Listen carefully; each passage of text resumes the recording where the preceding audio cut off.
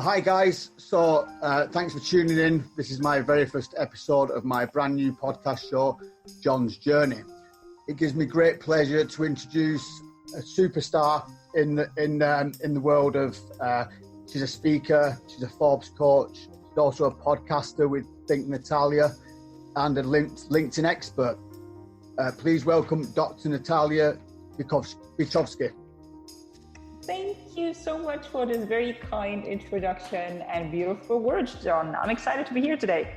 No, it's me that's excited about it. I'm glad you've spurred a little bit of time for me. You're most welcome. So how can I be of help? What do we want to talk about today? Well, the purpose of my podcast show is to sort of help other people that are just breaking into the world of being an entrepreneur, basically. So I'm quite new to it all and I'm still learning. So I'm just trying to pick up some tips and guidance and things like that, and hopefully help some other people along the way as well. Perfect. I'm excited. Let's do this. Excellent. So tell me a bit about your business, what you actually specialize in, please, Doc.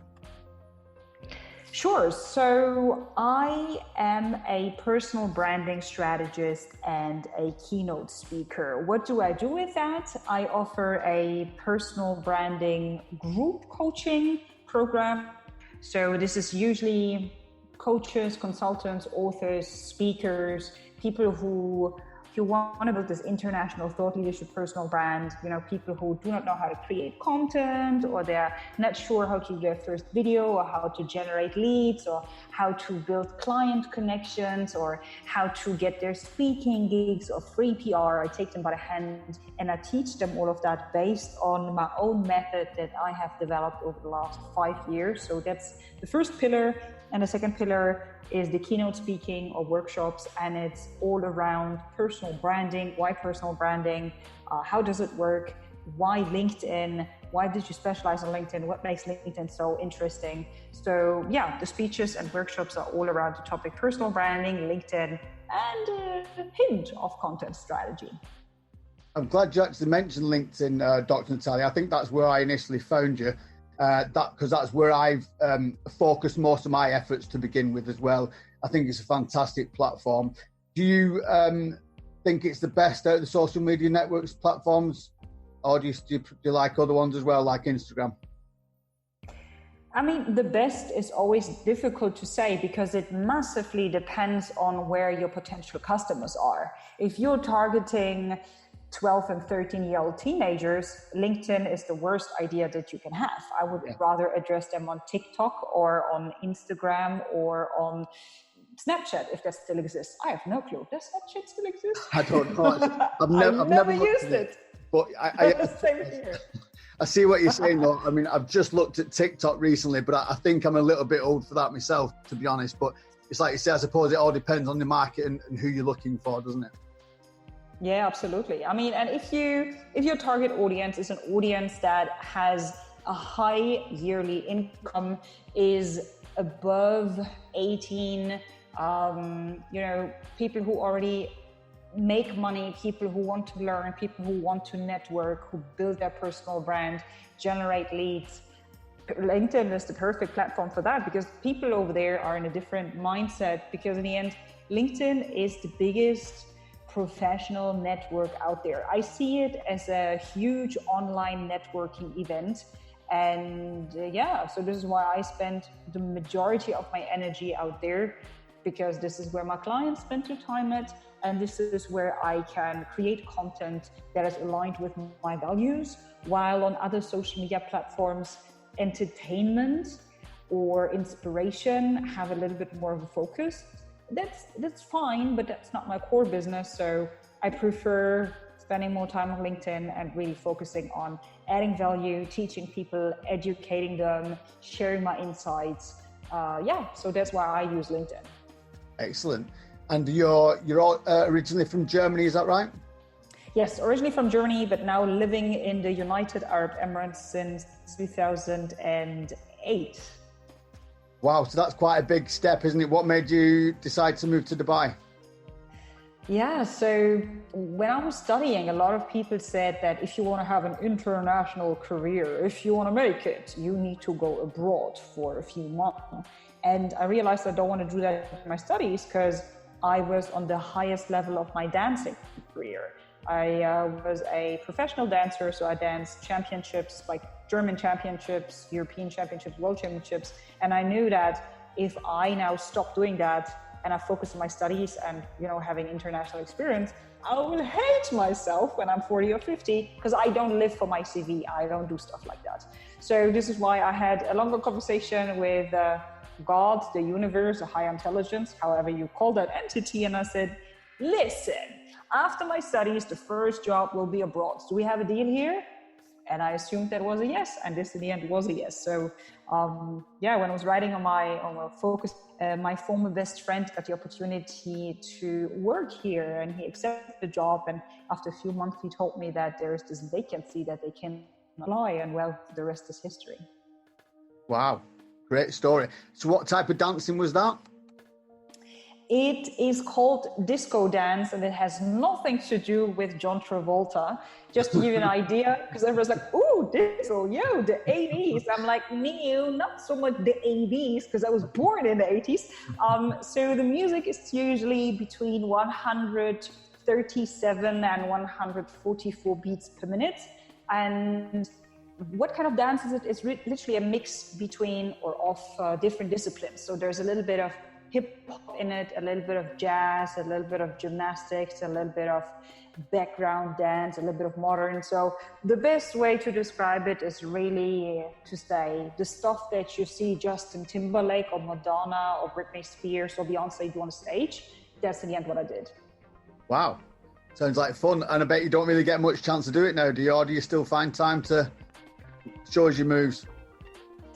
I stopped doing it for a very, very long time, but this is the year when I'm going to go back into dancing, and there will be a super exciting project, but I cannot say anything now, but you're going to see it very, very soon.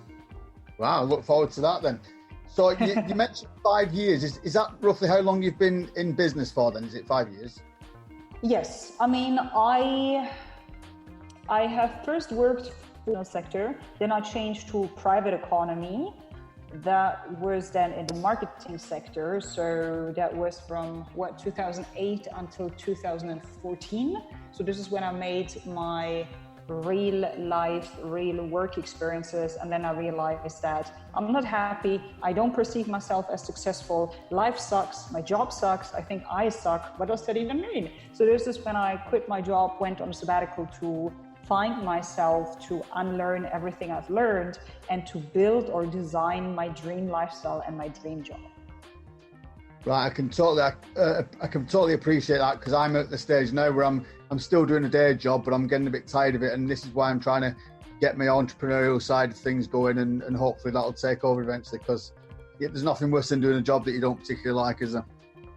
Absolutely. I mean, I think that there is enough great jobs out there and enough great employers if you have that mindset, if you have that character for this kind of work. And a lot of people have, and I find it beautiful and I find it amazing. But if you haven't found that job yet and you have tried different things and you're a person who is self-motivated, a person who likes taking risks and challenges, a person who is addicted to self-growth and to serving others, then chances are pretty high that you would be a good freelancer, solopreneur, or maybe an entrepreneur. And I think what is really a horrible thought, or that was a very painful thought for me, was what if I lie one day, on my deathbed, I'm about to die, and all of these thoughts pop up thinking, damn, I wish I had tried this, or why didn't I do that? Why didn't I try, or why wasn't I courageous enough to make that jump? Now life is over and I'm a coward. I'm an unhappy coward lying here regretting the way how I lived. And that fear was like as if somebody slapped me in my face, and I said, I need to give it a try. I need to give my best, because no, what if I only live once, at least in this body on this planet? There's no way that this scenario that I just talked about will be part of my reality.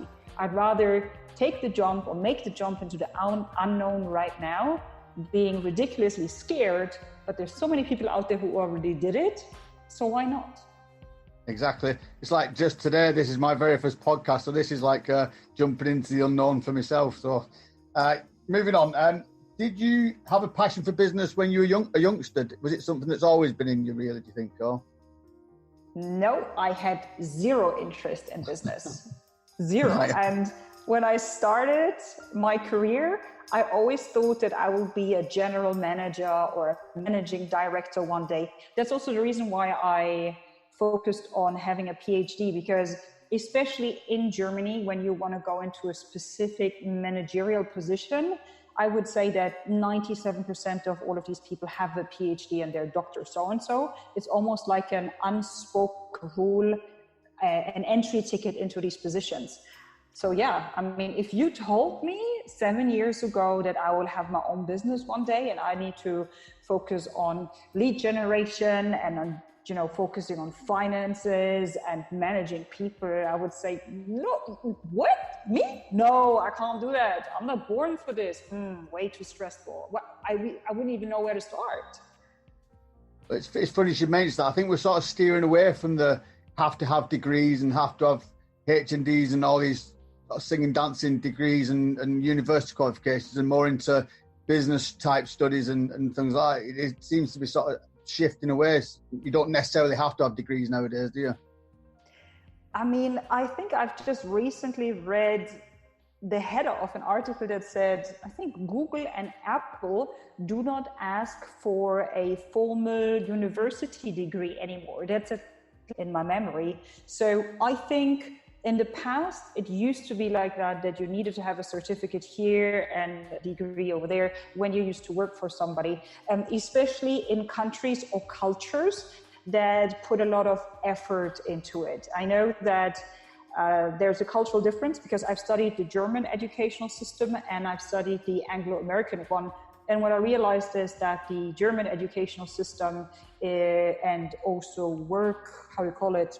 the working sector, the job market, is structured in a way that people always ask for the piece of paper, for that stamp, for that seal, because that's just the way how the German job market and educational system works. While in the Anglo-American system, it's more about skills. It's more about how real life examples. So there is difference definitely in these two systems. There's also somebody, and does that employer want that, or do you work for yourself? So when you work for yourself, diplomas and whatever only makes sense if it is absolutely a must in your industry. So if it's a hobby of you and you have the money, go for it. Excellent. That's some great advice. And if you could name 3 things, right? I was just asking, have you ever heard of a bucket list? Yes, things I need to do before I die. Exactly. What have you got? Can you name me 3 things that you've got on yours? Sure. It would be the carnival in Rio.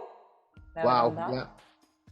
Then it is definitely checking out the northern stars, this beautiful light where the sky is full of different colors, and that's something I want to see for sure. Wow. Yeah. What's the third one? The third one is being the voice of a Disney character. So future, one day I want to gift that character with my voice. It doesn't need to be a main role, could be a side role, but I would love to do that. And I know that a lot of Disney characters regularly use German, for example, I think, which one was it? I think in the movie Fernando. Right, okay, I've not seen that one, but yeah, I can definitely... No, you've got me thinking about it. I could definitely listen to your voice as one of the characters, I think, as a cartoon character. Thank you. Not a problem at all. What advice would you give to a beginner in the business